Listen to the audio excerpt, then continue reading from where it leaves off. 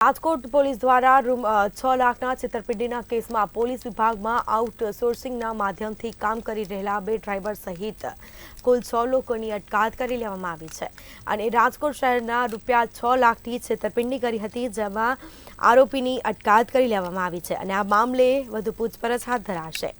તો રિક્ષા, મારુતિ કાર સહિતનો મુદ્દામાલ પણ પોલીસ દ્વારા કબજે કરવામાં આવ્યો છે। સાથે જ પોલીસે તપાસનો દોર શરૂ કર્યો છે। પોલીસ મથકના બોલેરો વેનમાં પણ ઉપયોગ થયો હોવાની વિગતો સામે આવી છે।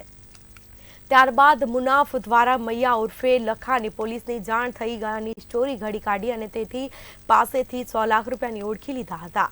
ત્યારે સમગ્ર મામલે એ ડિવિઝન પોલીસે આ મામલે વધુ કાર્યવાહી હાથ ધરી છે।